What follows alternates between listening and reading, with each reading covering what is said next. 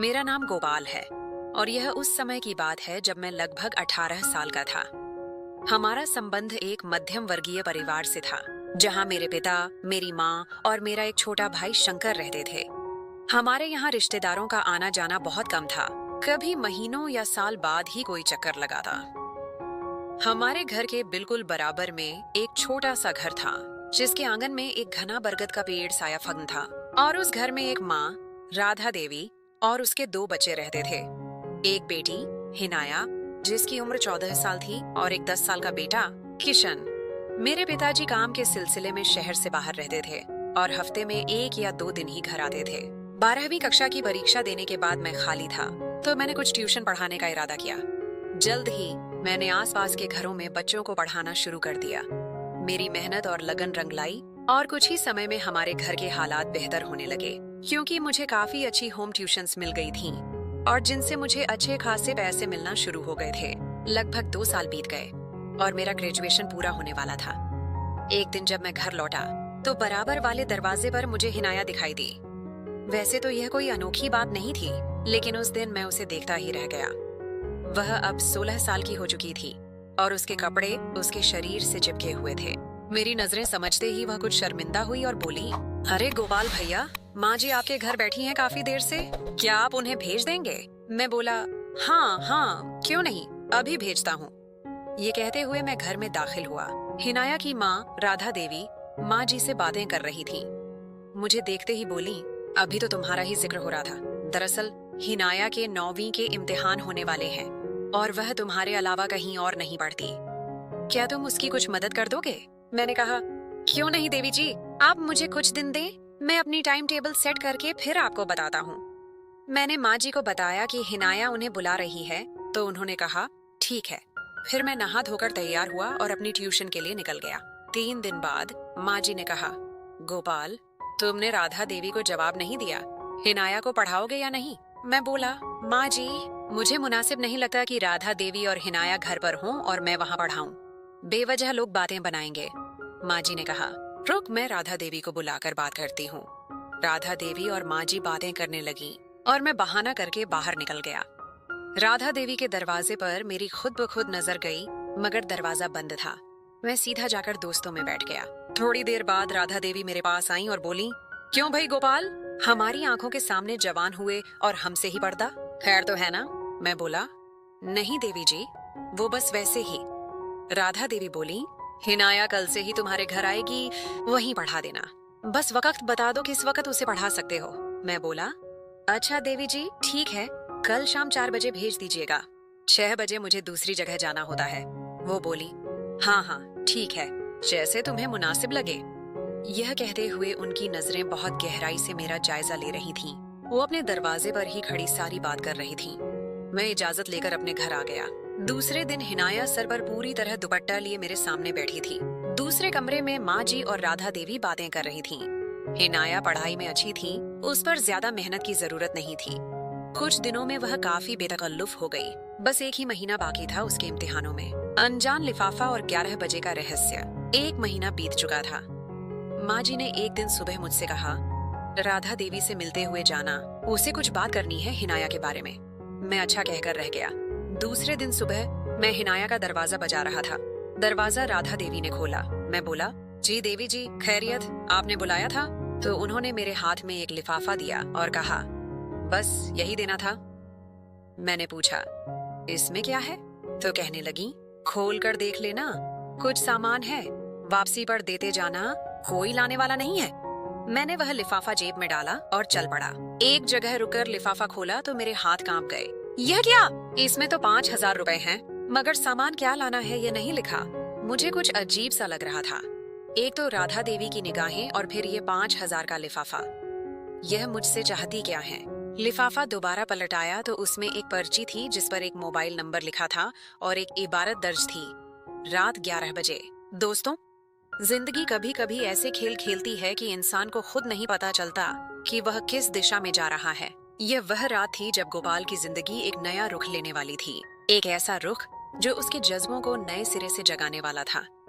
क्या 5,000 रुपए और रात 11 बजे का इशारा किसी बड़े राज की तरफ था? वह रात ही जब मेरी राधा देवी से फोन पर सीधे बात हुई। औपचारिक सी बातचीत हुई। मैंने 5,000 रुपए के बारे में पूछा तो उन्होंने कहा, रखो, तुम्हारे काम आएंगे। मैंने बोला, वह तो मैंने रख लिए हैं, मगर इसका मैं क्या करूं?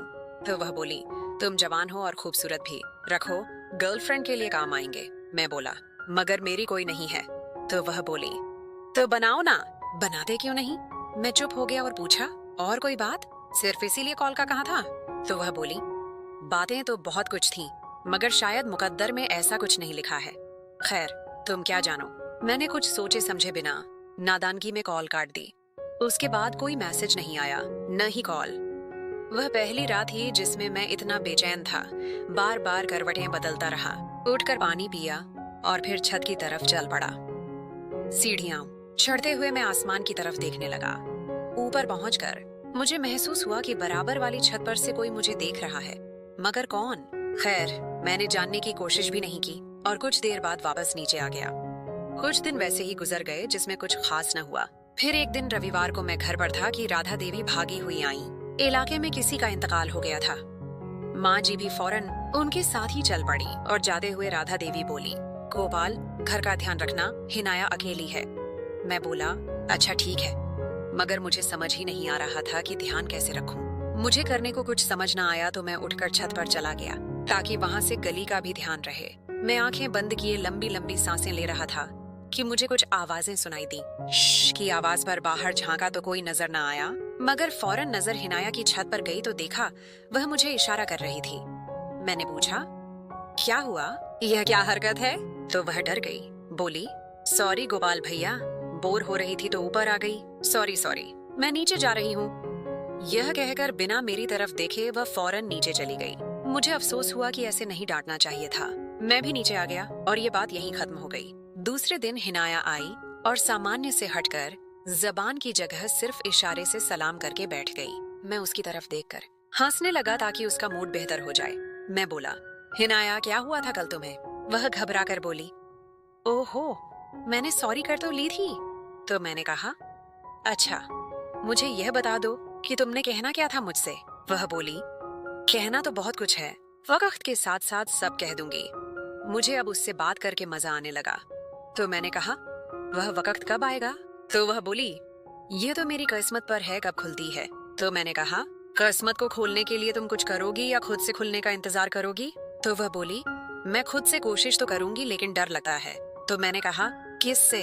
तो वह बोली, आपसे। यह कहकर वह फौरन अपना बैग उठाकर निकल गई। किस्मत का खेल बड़ा निराला होता है। कभी यह खुद को छुपाती है तो कभी किसी के दिल में हलचल मचा देती है। हिनाया के दिल में भी कुछ ऐसा ही हो रहा था। लेकिन क्या गोपाल को उसके इशारों की गहराई समझ आ पाएगी? और क्या वह खुद को इस दलदल में उतरने से रोक पाएगा? स्मार्टफोन की फरमाइश और एक नया मोड़। हिनाया अपनी माँ से बोली, गोपाल भैया से पूछ लें, मोबाइल फोन कितना जरूरी हो गया है अब पढ़ाई के लिए? राधा देवी बोली, मेरे पास तो है, उससे कर लिया करो। हिनाया बोली, नहीं माँ जी, मुझे स्मार्टफोन ही चाहिए। राधा देवी बोली, अच्छा, मैं खुद गोपाल से बात करूंगी। तो इस पर हिनाया बोली, जी माँ जी, ठीक है। ये सारी बात बताते हुए हिनाया मुझसे बोली, प्लीज अब माँ जी से मेरे मोबाइल फोन की सिफारिश कर दें। तो मैंने कहा, मगर हिनाया, मैं क्यों कहूँ? वह बोली, प्लीज गोपाल भैया, माँ जी आपके कहने पर मान जाएंगी। मैं बोला, अच्छा ठीक है, मैं कह दूंगा। अब खुश? तो वह बोली, जी जी, बहुत खुश। हिनाया की छुट्टी के वक्त राधा देवी भी आ गईं और बोली, गोपाल, यह मोबाइल फोन का कह रही है, क्या बहुत जरूरी है? तो मैंने कहा, जी देवी जी, जरूरी तो है, अब काफी चीजों के लिए इंटरनेट की जरूरत होती है। तो राधा देवी बोली, अच्छा ठीक है, मैं दिलवा दूंगी। 4 दिन बाद रात में मैं छत पर लेटा था। मुझे कोई आहट महसूस हुई।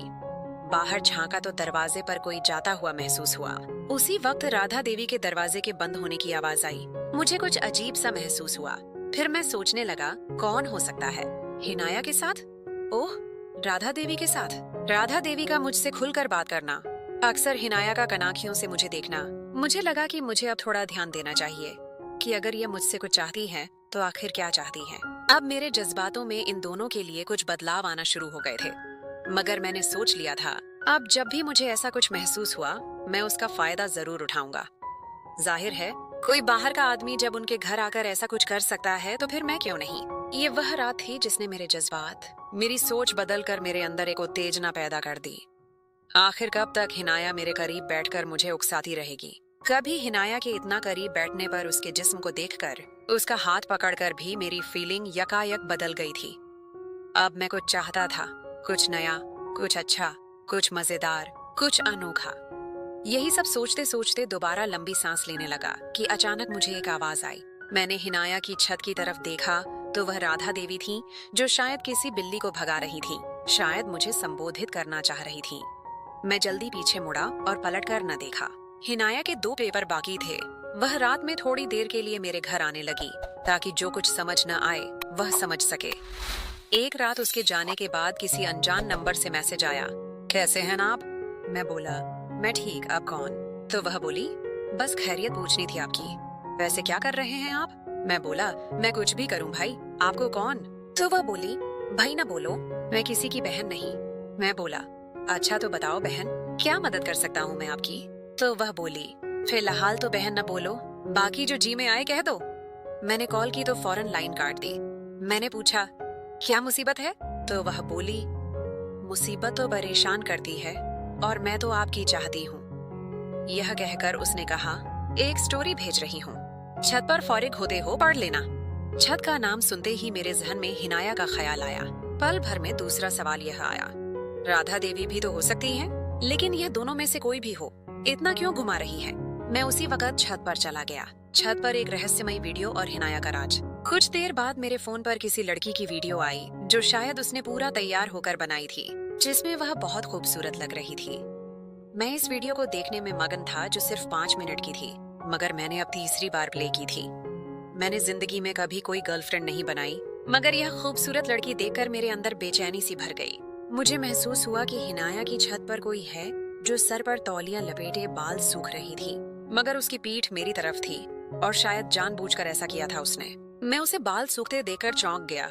मतलब हिनाया? आज हिनाया को मैं बहुत गौर से देख रहा था, जबकि उसका पूरा ध्यान किताब पर था। वह किताब पर झुकी पेंसिल की नोक मुंह में दबाए न जाने किन ख्यालों में थी। तो उसके होंठ कमाल के थे, जैसे किसी गुलाब के फूल के होंठ हों जिसे छूने को दिल चाहे। बस अब मैं अपने जज्बों पर कंट्रोल खत्म होता महसूस कर रहा था कि अचानक मैं हिनाया से बोला, हिनाया मोबाइल ले लिया? मुझे नंबर नहीं दिया अपना? तो हिनाया बोली, सर आपने मांगा ही नहीं। तो मैं बोला, तो मुझे सर बोल रही हो? तो वह बोली, जी सर, आप मेरे टीचर हैं तो सर बोलूंगी ना। तो मैंने कहा, अच्छा ठीक है। फिर उसने नंबर दिया, मगर यह वह नंबर नहीं था जिससे कल मैसेज आए थे। अब मेरे दिमाग में अजीब हलचल मची हुई थी, समझ से बाहर था। हिनाया पर हाथ रखूं या राधा देवी पर? वह भी कम हसीन नहीं थी, अपने जिस्म को हद से ज्यादा संभाला हुआ था। उनकी अदा जो खासकर मुझसे बात करते हुए होती, वह भी जानलेवा होती।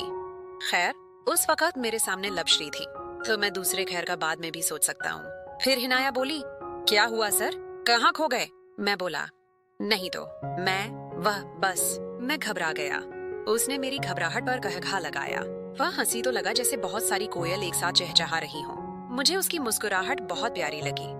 हंसते हुए उसके मुंह पर उसकी जुल्फ लहरा गई तो मैंने कहा, हिनाया आज तुम बहुत अच्छी लग रही हो। एक लम्हे तो उसे समझ ही नहीं आया, मगर फिर वह शर्मा गई और खामोशी से किताब देखने लगी। फिर मैं उसके थोड़ा करीब होते हुए कहा, हिनाया मोहब्बत क्या है तुम जानती हो? उसकी नजर किताब पर, मगर न जाने दिमाग कहाँ था। मेरे सवाल के जवाब पर बेसाख्ता उसने किताब को बंद किया और बोली, जी सर। मैंने कहा, मेरे सवाल का जवाब नहीं दिया तुमने। तो वह बोली, मैं समझी नहीं सर। मैंने बोला, तुम्हें अभी वक्त लगेगा समझने में। तो वह बोली, समझाने वाला अच्छा हो तो जल्दी आ जाती है। तो मैंने कहा, लेकिन हिनाया अगर समझाने वाला चाहता ही ना हो कि आपको समझ आए? तो उसने त्योरी चढ़ाकर कहा, अगर इंसान में हिम्मत ही ना हो तो वह क्या किसी को पढ़ाएगा? और यह कहकर वह बिना मेरी तरफ देखे वह उठकर चली गई और मैं अफसोस के साथ हाथ मलता रह गया। छत पर रात का ठहराव और एक नया खुलासा। आज से मैंने प्लान बनाया कि मैं रात को छत पर ही सोया करूंगा, और शायद मेरा यह फैसला अच्छा था। मैं वह कहानी पढ़ना चाहता था जो कल वीडियो के बाद आई थी। जब मैंने स्टोरी शुरू की तो उसी वक्त मेरे मोबाइल पर कल वाले नंबर से मैसेज आया, हाय मेरी जान, क्या कर रहे हो?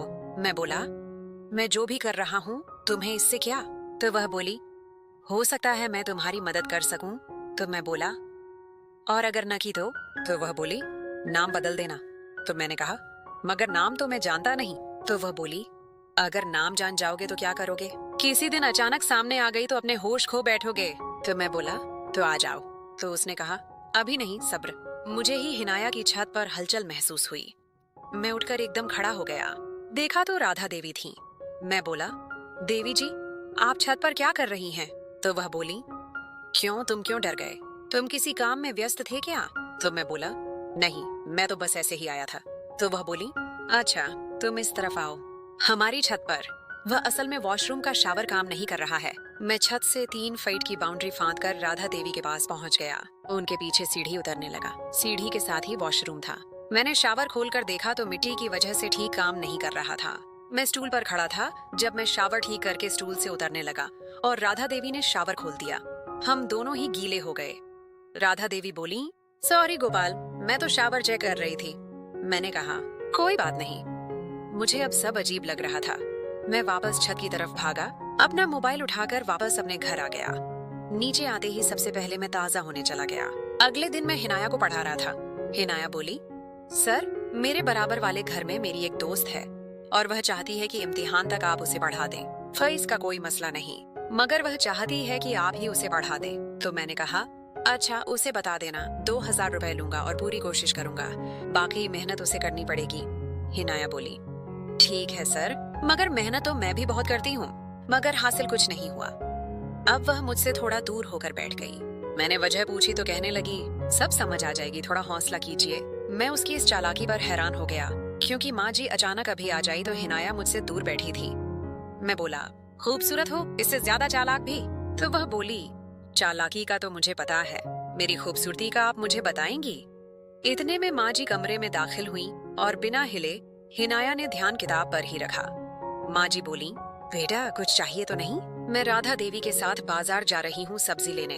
मैं बोला, नहीं माँ जी, आप जाइए, मैं भी हिनाया को छुट्टी दे दूं, मुझे जाना है। माँ जी बोली, कोई नहीं, जब तक मैं न आ जाऊं इसे यहीं रखो, इसकी माँ भी ताला लगाकर जाएंगी।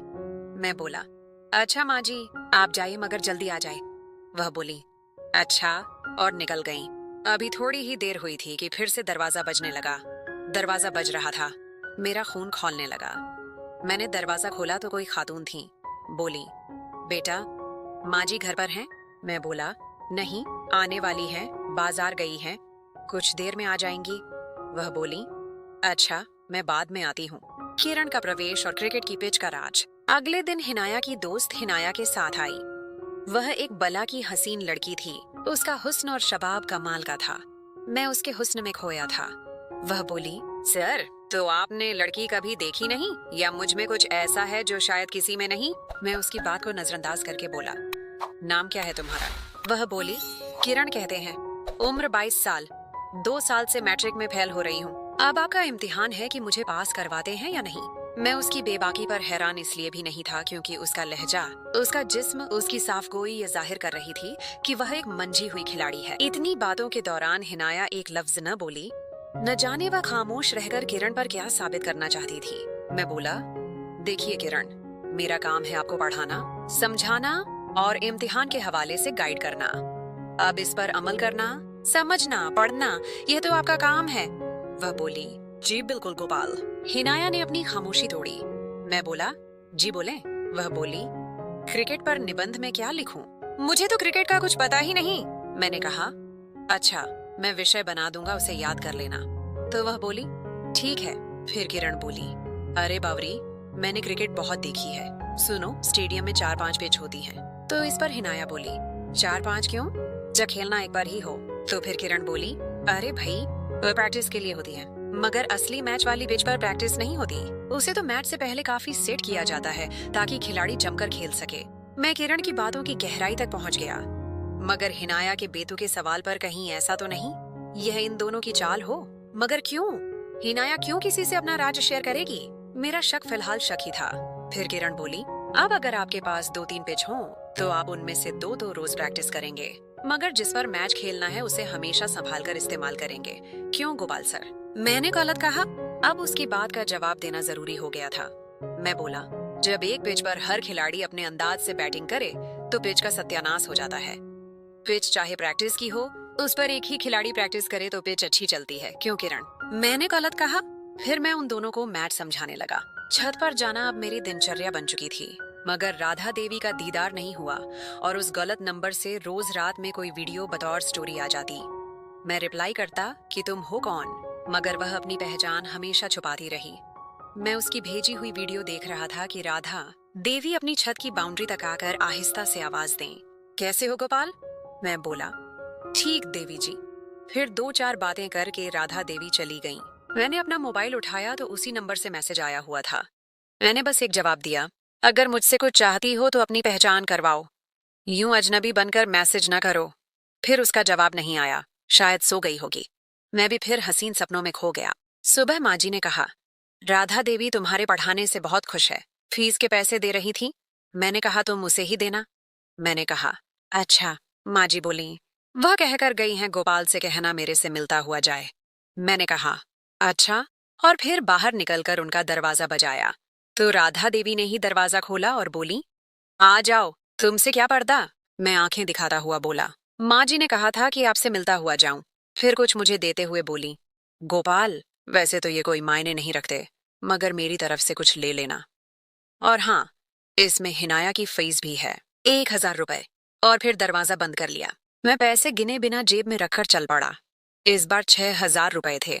1,000 हिनाया की फीस और 5,000 का नोट पड़ा था। किरण की बेबाकी और छिपे हुए इशारे। अगले दिन हिनाया कहीं बाहर गई हुई थी।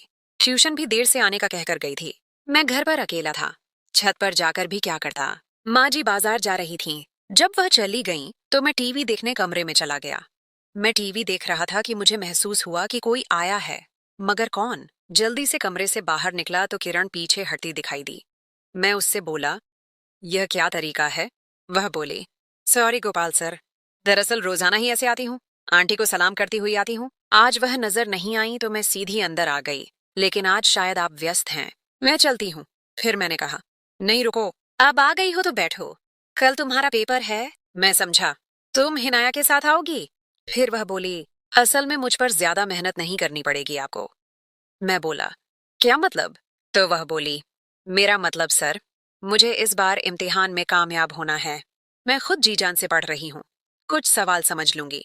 तो बोली, सर, आप रिलैक्स हो जाए पहले, हम बाद में पढ़ लेंगे। असल में आपकी माँ ने मुझे आता देख लिया था, इसलिए दरवाजा लॉक नहीं किया, और यह अच्छा ही हुआ मेरे लिए। आखिर के 2 लफ्ज मेरे लिए में बहुत कुछ था। मैं बोला, किरण तुम चाहती क्या हो? या तो खुल के सामने आ जाओ और फिर बात को घुमाया मत करो। किरण का आना, उसकी बेबाकी और उसकी बातें गोपाल के जहन में एक नया सवाल पैदा कर रही थीं। क्या वह अकेली थी या किसी और का हिस्सा? इस कहानी में अभी बहुत से राज छिपे हैं, जो धीरे धीरे खुलेंगे। गोपाल की जिंदगी में यह कौन से नए मोड़ लेकर आएंगे, और क्या वह इन रहस्यों से पर्दा उठा पाएगा?